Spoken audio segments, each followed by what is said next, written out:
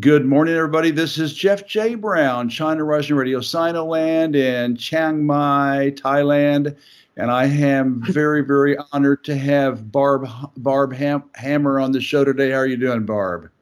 I'm fine, Jeff. How are you doing today? Doing great. You are in British Columbia, Canada, and I am in Thailand. And let me tell you all a little bit about Barb. Barb, also known as Aunt BB, is a transplanted native of Virginia who now lives in Canada with dual citizenship. She's studied international affairs and development as well as business in both the USA and Canada. She worked for 8 years as a translator and an analyst in the intelligence community, mainly the National Security Agency. That could probably be a show right there in itself. I know. Then walked away and eventually immigrated to Canada. She worked as a teacher, accountant, and in retail industry before finally retiring with her Canadian husband in Vancouver, in the Vancouver area. Welcome on the show, Barb. Oh, thank you for having me, Jeff. It's a pleasure to talk to you because I have so much respect for your knowledge of China, and I'm relatively new at it. Well, you're doing a great job. Barb reached out to me, I don't know, a few months ago and said, "Hey, I follow China Rising Radio Sinoland and I've used some of your work in my programs." And so I thought, wow, this Aunt BB, she's got a YouTube channel, and she's mad, and she wants to make the world a better place for the 99%. So we started a conversation together, and I said, I got to get this lady on the show. So, Barb, just to start out, please introduce yourself and tell us how you became a freedom fighter for social justice. Okay, so how this all started, my activism began in 2016 during the Bernie Sanders campaign. That's how it started. So I got interested in his campaign because I kind of knew vaguely about him. And I thought, well, this is a good good politician to support, I thought. And boy, was that an awakening. Like I didn't know the full story about Bernie Sanders, but then I saw so many fake things going on in the primaries and so much election fraud. And that was a real awakening. That's when I started my awakening. And I realized how many things that we're told are just not true, about Bernie, about our election process in the US. And I learned the same thing in Canada, really. And that's how it got me started. And I was following a lot of online content creators and YouTubers. And then I became disenchanted with them after the election and things that they were saying, and they were some of them flipping to the Trump train, I guess, jumping on the Trump train because that's where the money was. And then my real awakening was another YouTuber who's now my friend, Scott Creighton of the Church Dog 42 channel. And he had his original YouTube channel purged along with many others in February of 2018. And then he had his WordPress blog purged as well in August of that year. And I've been very supportive of him, and he's helped me get my channel started and encouraged me to start a blog, which I have, but I haven't done much writing there. And I don't know, the rest is history. So I am just constantly seeing things, fake narratives being pushed out there, and my latest awakening has been about China. And this is very recent. So on June 4th, the 30th anniversary of Tiananmen Square, I saw a different narrative than I was accustomed to about there wasn't really a massacre at Tiananmen. Well, there was no massacre at Tiananmen Square. And that I eventually realized that was Gene Sharp's, CIA military academic Gene Sharp's first color revolution. They were trying to overthrow the Chinese government. Absolutely, yeah. And I wrote a long article about it. Yeah, so that was my awakening. And then I realized what you call the big lie propaganda machine about China. Yeah. Everything you're told about China is just a lie. Yeah, I know. And Well, I'm a real advocate for China, and a lot of Chinese people appreciate, Westerners, you must know, Westerner defending China against all these lies. yeah, Yeah. yeah. Well, tell us just, and you also, I know you've also taught, you've also, on your YouTube channel, you've also covered, Russia, Iran, as well as China. Just, what are you, just your, all the fake narratives, just, about, Hmm. Hmm. just, those are obviously the three. Well, we could also add, That's right. we That's could right. also add Venezuela. But if you could, but those four are the real boogie bears for, Hmm. Hmm. to destroy, Absolutely. Yes. for global capitalism, is to take down Venezuela, Russia, China, and Iran. Just your general thoughts on the incredible effort and the billions of dollars being spent to try to destroy those four countries, and many others for that matter. But Yes, that's right. Yeah. those are the four at the top of the list. Tell us what you've learned.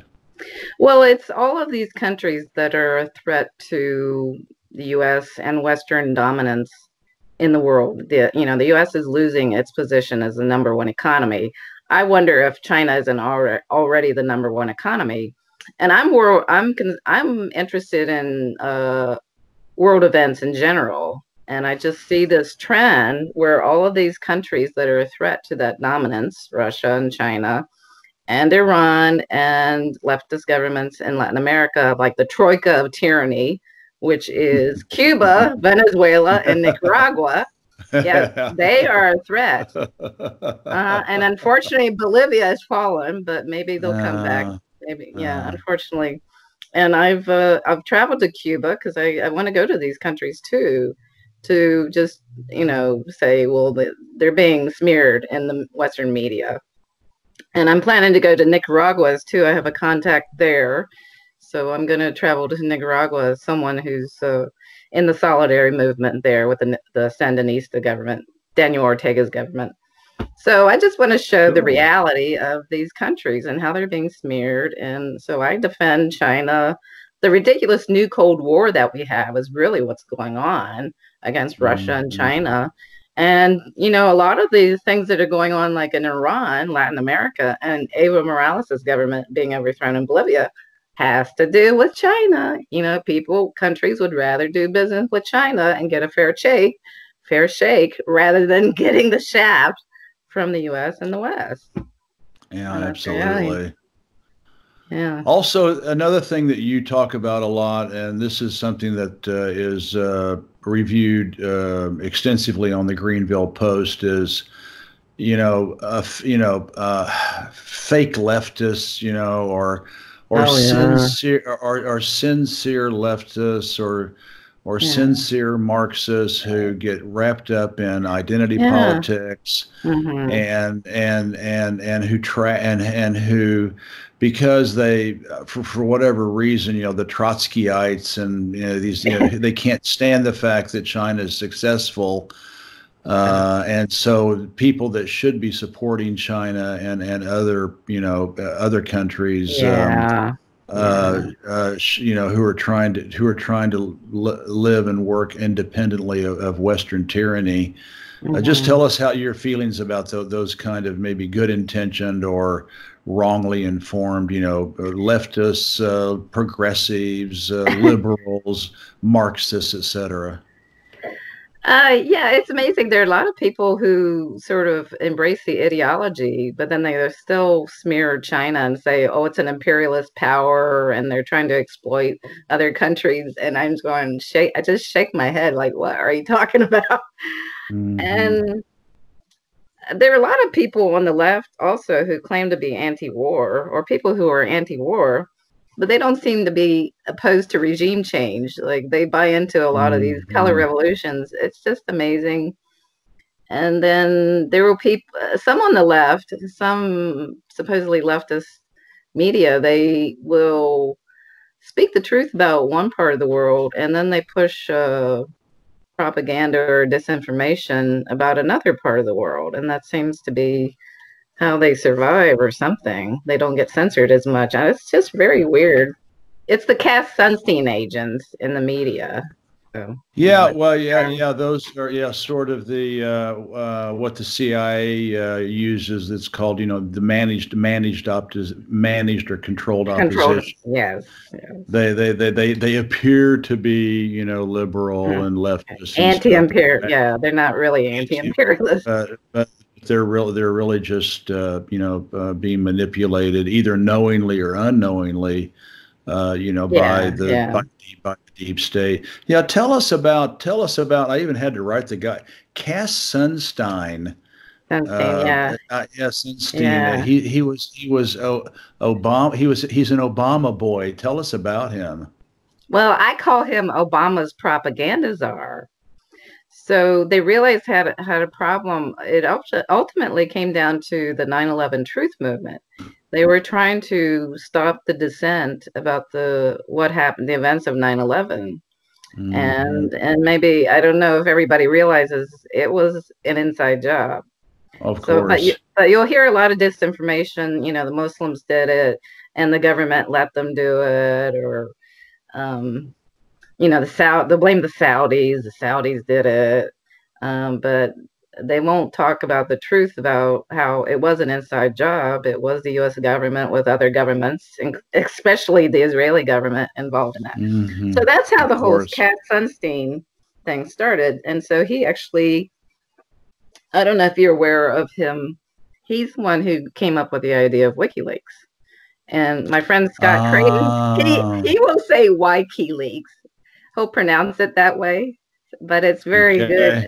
WikiLeaks. So they were deliberately leaked. If you remember, they were the State Department cables, and so State Department cables are going to have a lot of standard propaganda, and so in WikiLeaks they mix truth with propaganda, so people will accept everything from WikiLeaks.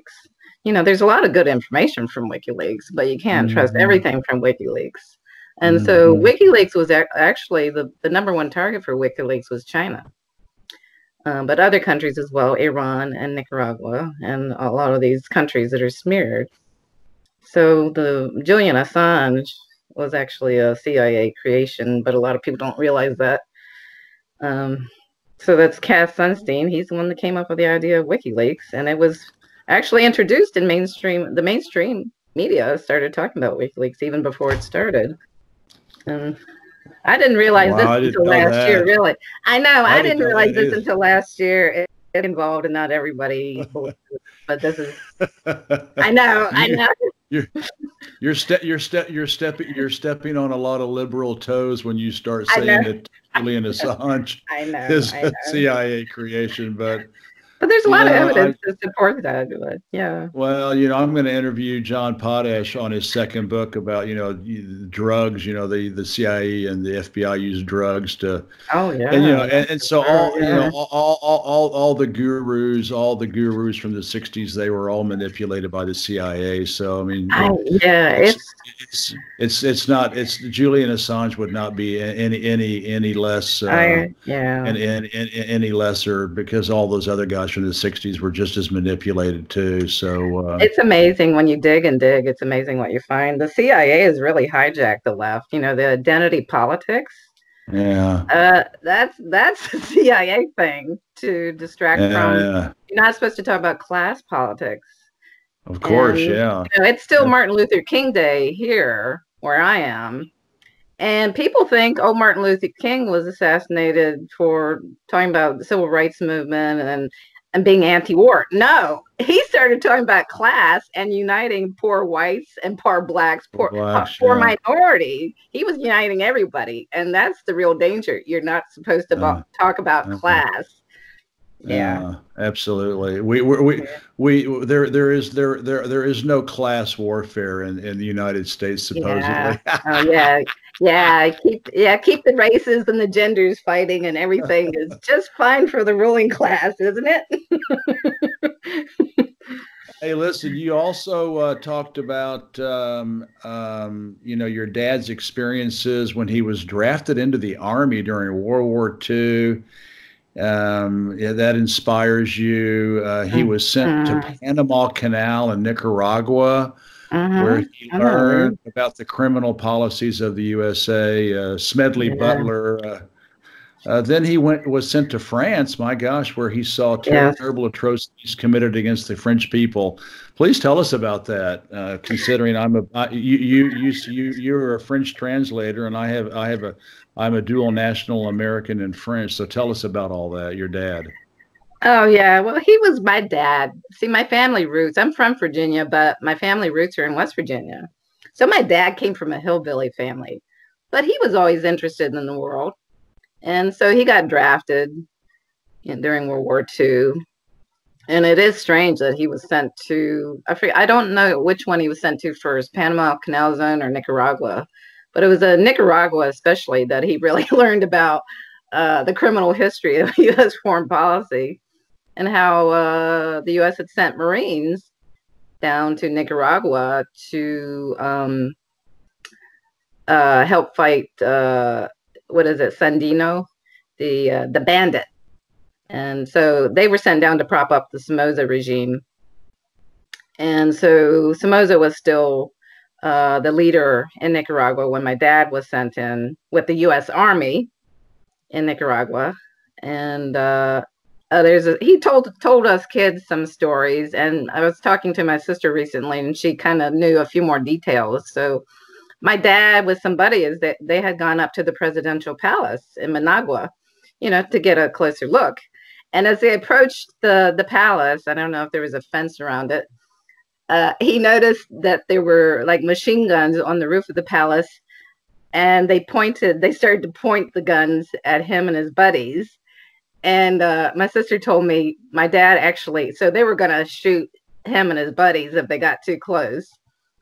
And my sister told me that my dad actually recognized the weapons that the guards on the roof of the palace were using, and they were U.S. weapons. So my dad thought it was well, that's interesting. I'm about to be shot by U.S. weapons. There you go.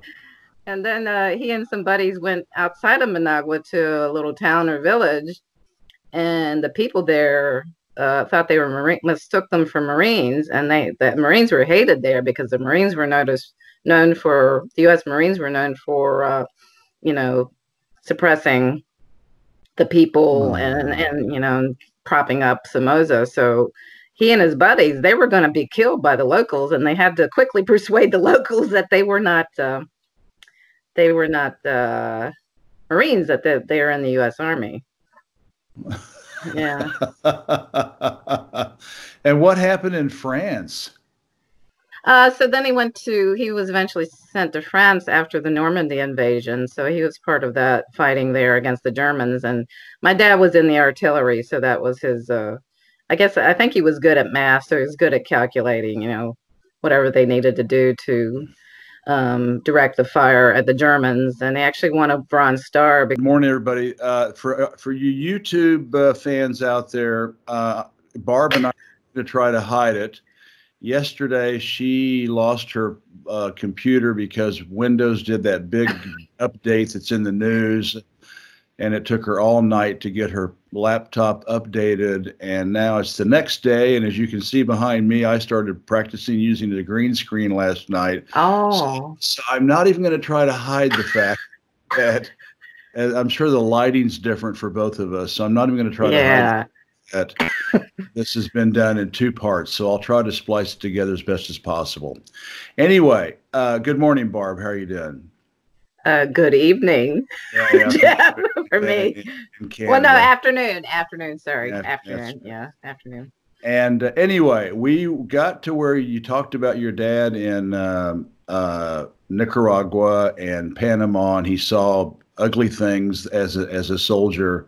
That American empire was doing to the locals there. And then, but I really perked up. Can you tell us about what he saw in France during the World War II D-Day invasion? Well, after learning to hate the Somoza regime in Nicaragua, he was sent to France. And he loved France. He loved the French people. But he saw, there was a war being waged in France, and it wasn't just soldiers who were being affected. And inevitably in war, there are mistakes. Oops. So, French villages or towns would be bombed accidentally. And so, the French people, I don't know, maybe you know more about this, not necessarily thrilled about being liberated. Mm-hmm. So there were a lot of civilians that lost their lives and homes destroyed. So the French people didn't have such a great love for U.S. troops there, he learned. So they often, when there was a mistaken bombing, oops, by the U.S., trying to supposedly go after German forces, they would hit civilians and towns and villages, and the French wanted to murder the U.S. troops afterward. Yeah, so it could be quite ugly. So he learned that. That's not a pretty picture, war and liberation. Well, I'm really glad you brought this up, Barb, because last summer, I'm half French and Mm-hmm. half American through my and Mm-hmm. with my wife being French, and we actually she has roots in Normandy, and Mm. we have her family has a house right I on. saw you there. Yeah, I know what you're talking And about. so Yeah, I, yeah. so I go on to for all the fans out there, go on to my blog, China Rising Radio Sinoland, and search "Dirty Dark Secrets of D-Day," Mm-hmm. D-Day. It was Mm-hmm. those bombings were not accidental; they were intentional.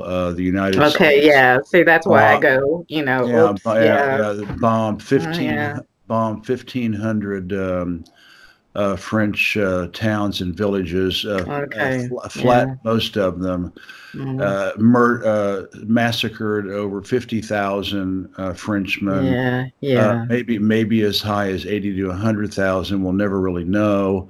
Mm-hmm. Even the Germans, including the 25,000 um, people that they sent back east to the concentration camps, only killed 30,000 in the years that they were in France. In 2 or 3 months, the United States exterminated 50,000 French people, innocent French citizens, Mm-hmm. Mm-hmm. documented raping, Yeah, there's yeah. thousands of women in France Yes. and Yes. Germany and England. They even raped over Oh, American soldiers. Even raped over a yes. thousand soldiers in Yeah. England. Yeah. Raped over a I mean, thousand women. Yeah. girls and women in England. So Yeah. that is the ugly face of empire, and your dad Mm-hmm. probably had to stomach all that. Yeah, he was very traumatized.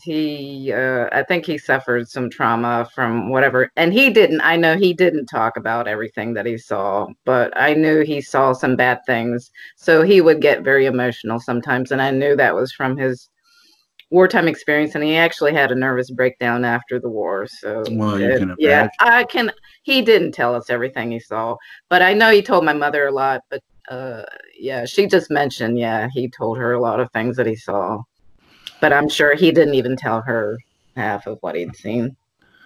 Yeah, Yeah. well, that's the great, and of course what the Americans did during D-Day has been totally suppressed and denied by the French, Yeah. and Yeah. Yeah. The French government, I'm sure they suppressed it. well, and just the denial of not wanting to accept the fact that that their supposed allies Yeah. actually killed Yeah. tens and tens of thousands of their own people. And anyway, Yeah. NGOs. Oh man. I love your phrase, charity scams. Tell us Well, they what you've are. learned about what you've learned about NGOs. Well, this is when I started looking to what's going on in Hong Kong with the terrorism there, Hmm. the Western intel. And they use NGOs as fronts. So the big front, the number one front for the CIA is the National Endowment for Democracy. That has such a wonderful name. Yeah, But it's disgusting what they do. They fund terrorism basically to overthrow governments. But it's a huge, but oh yeah, you call it the CIA complex, I think. Yeah. And it's amazing. I am digging and I learn more and more about more and more NGOs, non-governmental organizations, supposedly, but they're really government fronts, really. Yeah, shell fronts. And I think the British have they call them quasi quangos or something. Yeah. Have you heard that term? Yeah. Quandos. And they will actually solicit donations. So there's so many, like in Hong Kong, there's the Hong Kong Free Press. And they are so proud of the fact that they're crowdfunded. Well, that's bullshit. They're funded by these Western regime change NGOs. It's just a propaganda outlet they've created. Hong Kong Free Press. Yeah, right. Mm-hmm. Unfortunately, well, and then of course China. Actually, it was India that came up with the first NGO control law because they realized, and then I also wrote an article about this a while back, and then Russia signed an NGO control law where they, and then China, saw this, and of course China kicked out NED and George Soros and Pierre Omidyar and the IRI, the Republican one, and the NDI, the Democratic Party one, and Human Rights Watch, and Ken Roth. Yeah, Ken Roth was denied entry into Hong Kong recently. I was so happy to hear that. Yeah. Freedom House, all these CIA fronts, they got kicked out of China. So that's what more and more countries need to do. They just need to say, adios, baby. Get the hell out, because Evo Morales' government tried to do that. They had kicked USAID. People don't realize. It's USAID. No, that's another CIA front or regime change front. But instead what they did in Bolivia is they used Colombian and Ecuadorian NGOs to go in there to overthrow Evo Morales' government in Bolivia. Yeah. So, you get rid of one and another one comes in. I hadn't heard that about Evo Morales. Well, of course, I know he was kicked out by a fascist junta, which was the U.S. organized by the United States, and then finally censorship. You and I have you mentioned someone yesterday, Scott. What was his name? Scott Creighton. So I sent you an email with a So Scott is, of all the people that I know of, he's suffered the most. So he started out in the 9/11 truth community. He started looking into that, and because of his background in construction and drafting, he was looking at the details of the World Trade Center buildings and how they came down, and it wasn't the way the official narrative. And so he started his American Everyman blog, and then he had a YouTube channel called American Everyman. So in February of 2018, there was a big YouTube purge, and so his channel was removed. And that was actually over his investigation of the Las Vegas shooting. That was so. The Gladio event. Gladio event. So he looks into these Gladio events, and then in August of 2018, his American Everyman WordPress blog. There was a big WordPress purge, so there were a lot of blogs on WordPress that were purged for supposedly violating community standards, but they didn't violate any community standards. And then his before that, after his YouTube channel was taken down, his PayPal account was actually terminated. And the explanation was a link to his American Everyman blog. That was the explanation. Well, we just don't like what you're saying. And then in August of let's see. Oh, 2018 too. So he had everything happen to him in 2018. He got one of those slap lawsuits Oh against my God, him that's filed the again. And it was over his unbelievable. reporting of the Charlottesville Unite the Right rally in 2017 and the truth behind that. And that's actually why his PayPal account was, wait a minute, I think that's actually why his PayPal account was taken down. The reason was his reporting on that. Because I came up with an article, I found an article where PayPal was going to get rid of accounts that were sort of connected to, suggesting they were Nazis or whatever. So God. he's been smeared in the media, mainstream media, as a right wing nationalist or whatever, right wing, and he's not. He's very traditionally leftist. So that's great. That he's the worst case, honestly. And then he's had other things. He got cheated by a platform kind of like Patreon. Tried to cheat. They did cheat him out of money. That was a scam. They cheated a bunch of people. And then Patreon froze his account for a while. And I complained. When I'm mad, I complain. And I think and others, because we complained to Patreon, they unfroze his account. So Oh my honestly, gosh. he's been through so much. Well, it's not, uh, people out there do not realize that it's not just a handful, but I mean, hundreds of thousands of collectively, mm, Twitter, Facebook, Instagram, PayPal, yeah, it's Patreon. crazy. You add all of those. YouTube, entire Mm-hmm, YouTube channels closed down. mm-hmm, It's affected me. mm-hmm. I'm sure. I'm sure. I've had several. I've had a couple of social media accounts closed down, and I've had, Twitter is, suppressing me, and Mm-hmm. and so it's just it's not hundreds, it's not hundreds of thousands around the world have been completely snuffed out because they're telling the truth about empire Yeah. and our oligarchic owners. So it's a Well, serious problem, and they can't stand it. And they can't kill us all. They don't have the manpower to run around and assassinate us all. So they just shut us down on the yeah, internet. yeah, It's muzzle just us. Yeah. unbelievable. Well, I'm really good. I have a talent for getting shut down on Twitter. So I've had 2 accounts banned on Twitter Oh, in really? Oh, you too? Okay. little over a year. Oh my And gosh. the account I use right now is my husband's that he wasn't really using. He's on Facebook, so he said, "Okay, you can have this," because they wouldn't let me start another one. You know, so but they will nail me. Uh, there are other people who can say outrageous things on Twitter, nothing, but because I speak the truth, I get people coming after me constantly. Today on Twitter, somebody was saying I should have my account shut down just because I was saying, the impeachment trial right now, Trump is just a cover up of Joe Biden's corruption in Ukraine. Because Yeah, I yeah.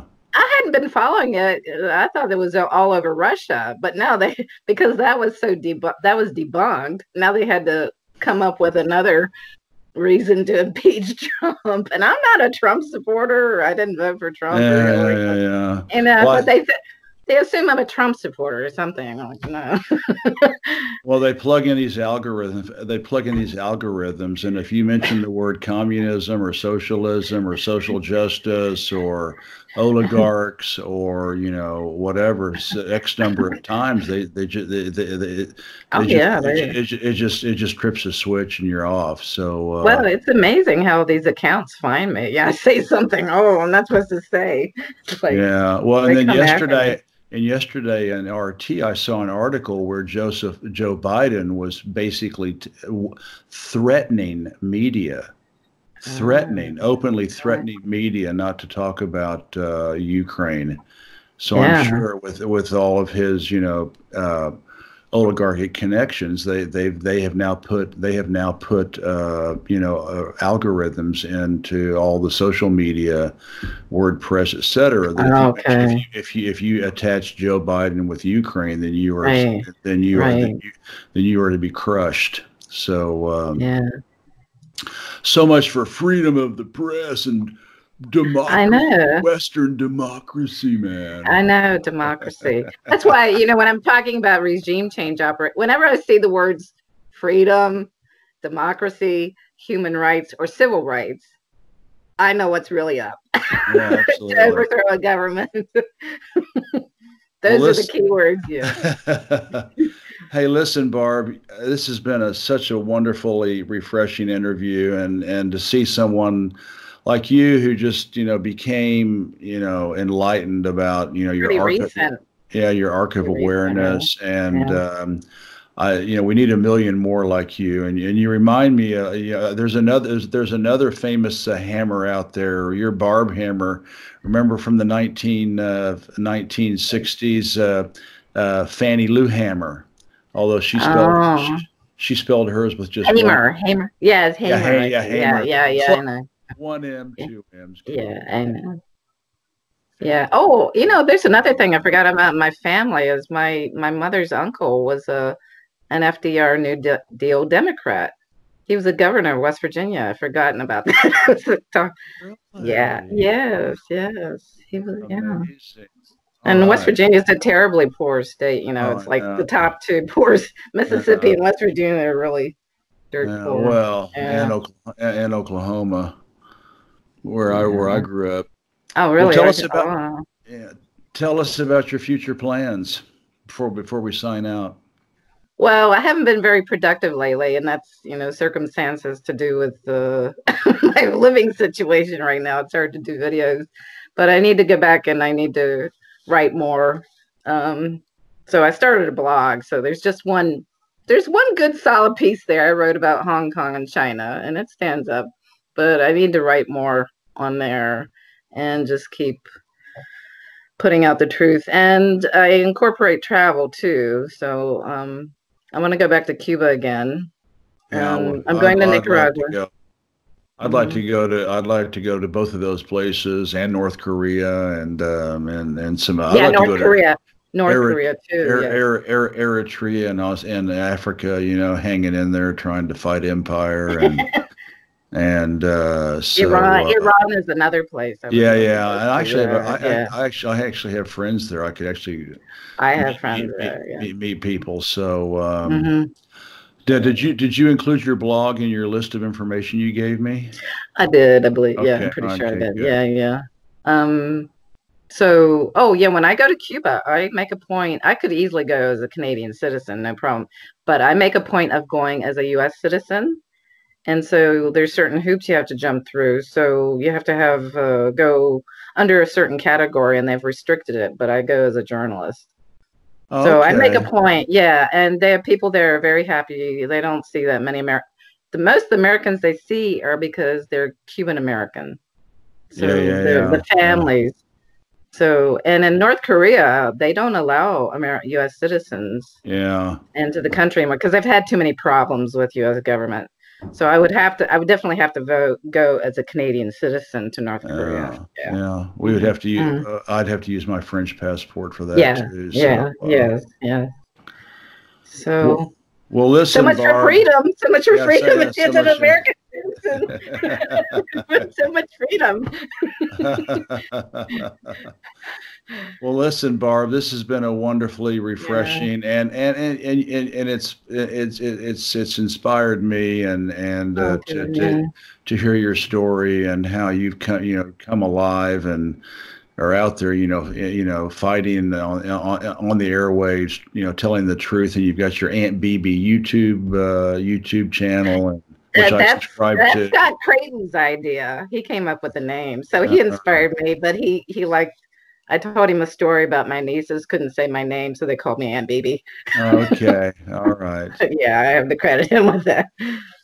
Anyway, thank you, thank Okay. you so much. And as soon as I get this up, I'll Okay.